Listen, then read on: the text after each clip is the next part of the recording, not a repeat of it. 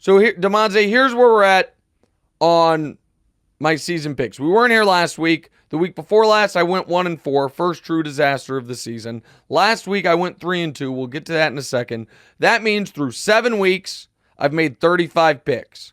Theoretically, since it's an odd number, I shouldn't be able to be 500, but I had one push in there, which has allowed me to be 17, 17, and 1, which does mean if I had gotten, in order to be tied with DeMonte in his picks, I would have needed 10 of those losses to be wins. I just 10 bets go a different way and I'd be where he is. But last week I felt pretty good about it. We weren't able to do it on the show, but we'll talk you through it. The Jags prohibition ended. I promptly bet them, laying 5.5 in London. They were down early, didn't matter. The Patriots stink. The Titans plus 9.5. I got to tell you, man, that's BS that I didn't win that bet. You might say, Nick, they lost by 100. They were up 10-0. I was catching nearly 10 points. The game started 10-0 Titans, and then Buffalo scored 34 consecutive points. But my other 3 bets I loved as well, even though I only won 2 of them. Chiefs plus 1.5 at the Niners. Auto must fire every time the Chiefs are underdogs. It might happen again this year. Who knows? Pittsburgh plus 1.5 against the Jets. That game didn't start well, ended great. And I got to tell you, I know you're going to say I'm crazy. Tampa plus 3.5 against Baltimore. I don't feel badly about that bet. And I know that they ended up getting blown out. Yeah, well, they came out 10-0. They should have come out 14-0. Then they drove again, and Baker threw that pick in the end zone. So I felt like good process for all of these picks yesterday or last week, 3-2. Now, here's the thing, as you guys might be able to see if you follow me on Twitter, my guy Zach has been making these awesome graphics for us, and one of them is my season-long betting trends and scores and everything. And he informed me I am 10-3 when betting on AFC teams and 7-14 when betting on NFC teams, which would lead you to believe I have a much better pulse of the AFC right now than NFC, which is a little disconcerting. Yeah, that's exactly right. I always lose to the NFC. You're right. It's also a little disconcerting because in reviewing my wagers for this week, 4 of the 5 NFC teams. I got to turn it around somehow. So the first one, DeMonte, however, is my one AFC team. You're going to hate it, I'm sure. Go ahead. Yeah. You've got Cleveland plus 8.5 versus Baltimore. I'm just going to be, my logic on this is twofold. First one, AFC North games, you should not be laying more than a touchdown in any circumstance. It's divisional games. The division's too well contested. You shouldn't ever be laying more than 8.5. And by the way, to back that up, dogs in AFC North divisional games are 45-31 against the spread in their last 76 games or whatever that is. But here's the other reason. The Browns team just got a new lease on the season with Jameis being the quarterback. You are going to see more excitement and belief in that offense than you have seen all year. And Baltimore, the one thing they can't do is defend the pass. Now, I understand Amari Cooper's gone. I'm not acting like Jameis is going to be great. Finish games strong as well. Oh, yeah, that's the right. Like the back door is always cover. Yes, yeah. The back door is always wide open with the Ravens. You're 100% correct on that. And so, do I feel great about betting Jameis Winston and the Cleveland Browns in any spot? I don't. But do I feel like that a home divisional dog of 8.5 points is almost a must fire especially if you think that team's defense in Cleveland is pretty decent. I do. So I'll take Baltimore plus the 8.5. Next. Next, you've got Green Bay -4 at Jacksonville. Yep. So, fading the Prince. And so here's why I think this is the rare time where laying more than a field goal on the road is the sharp side of things. I don't think it can be overstated how bad Jacksonville's defense is. The Jags defense can't cover anyone. The Packers have 3 viable, legitimate receivers, and Jordan Love is out here trying to throw 4 touchdowns a game. Now, he might throw a couple picks with it, but he is foot on neck at all times.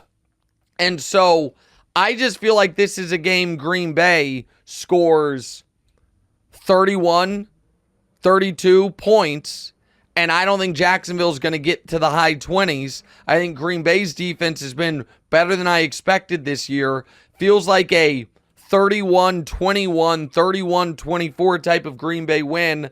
So I just think Jags have arguably the worst defense in the NFL right now. It's certainly on the very short list. So listen, I feel bad fading the Prince, but Green Bay -4 I think is the sharp side of this one, DeMonze. Your thoughts? Yeah, no, I like Green Bay I don't trust exactly 21 was what I thought the Jags would score there, and I don't trust the Jags at all. I don't know what's going on there. Like, from everything, I can't blame it on Doug Peterson. It just seems like the players don't even want to catch the ball, and then when they can catch the ball, you blame it on Doug Trevor Peterson? Lawrence is overthrowing He's the head coach. Because it's what I'm seeing on the field. It's like he can't execute the play for the players. Wow, that's what he said. That's what Doug Peterson said. That exact thing.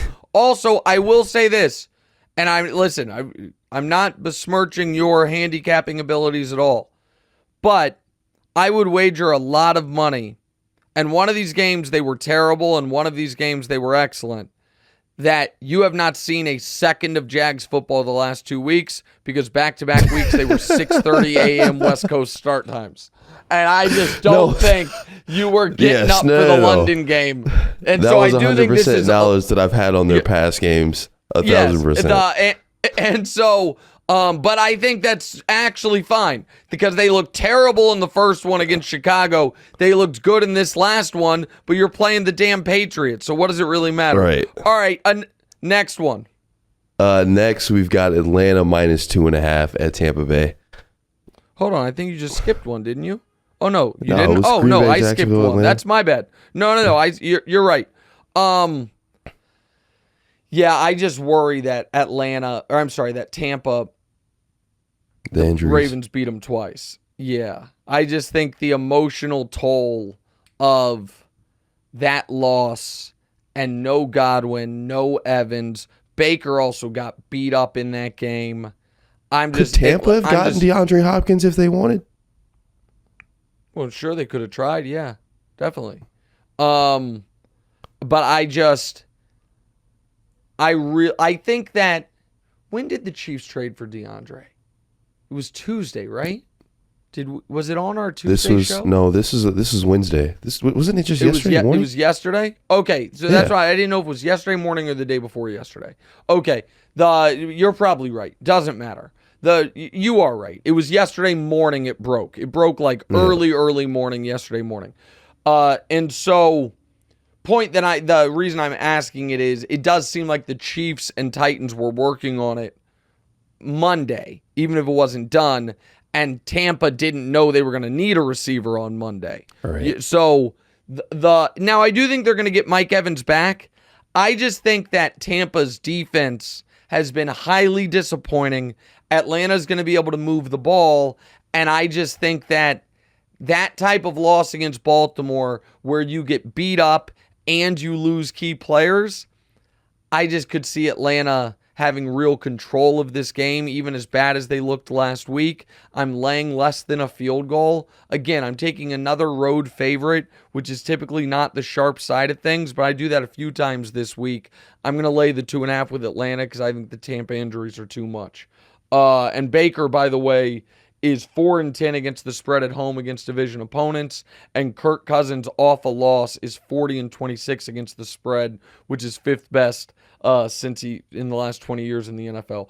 All right, next one. I'm telling you right now, I don't feel great about this, but I feel like I'm obligated to do it. Go ahead. You've got New Orleans +7 at the Chargers. Yeah, so here's the deal. I obviously don't think New Orleans is good. In fact, I think they're bad. Really, really bad. However, the following people for the Chargers did not even practice yesterday: Darius Davis, Will Dissly, Hayden Hurst, Quentin Johnston, Ladd McConkey, Denzel Perryman. They had another 4 guys that were limited in practice. Also, they don't score points. So how are they really going to cover 7? Their points scored this year are 22, 26, 10, 10, 23, and 15. New Orleans, for all its faults, and I think New Orleans is a bad team. New Orleans, prior to last week against the Broncos, had been able to move the ball most of the year and score some points.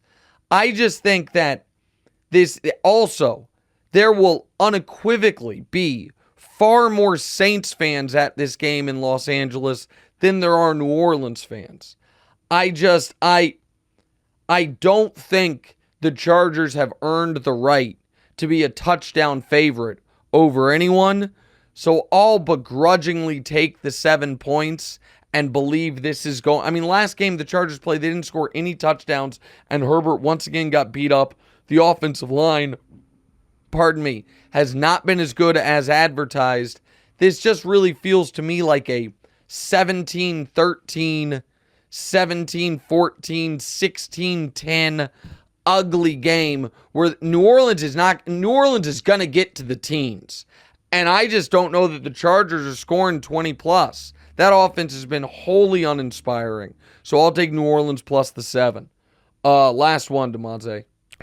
Last one, you got Chicago -2.5 at Washington. My favorite one. Yeah, so listen, this is my 3rd road favorite I'm taking. But I am also going to mention road favorites are 16-2 against the spread the last few weeks. And this is a very, very simple math. Jaden Daniels isn't playing, and Marcus Mariota is not going to be able to duplicate what he did to Carolina. That Chicago defense is going to get after Mariota. That Mariota is not an NFL starting caliber quarterback. Chicago off a bye, huge spot, bad defense in Washington, and Washington's star young quarterback's not going to be playing. The Bears are winning this game, and they're winning this game by more than a field goal. And so now, if Jaden plays, I would feel totally differently. But this line says Vegas does not think Jaden is playing. The Bears would not be 2.5-point road favorites against Chicago if Jaden were playing. In fact, the Bears would not be 2.5 road favorites against Washington if Jaden were playing. In fact, I think it would be Washington by 2 instead of Chicago by 2.5. So didn't they end up actually flexing this game to like a different time slot? And now it's going to be Jaden isn't playing. It's a bummer. It was going to be just the regular 1 o'clock game with, I think, Cincinnati, Philadelphia Eagles, being the marquee CBS game with Nance and Romo. They flexed this one, and now that's kind of a bummer for CBS. Now Nance and Romo, if Jaden doesn't play. Right. But yeah, that is exactly what happened. All right, so my 5 picks for the week. After 9 of my last 10 picks had been underdogs, we have 3 favorites.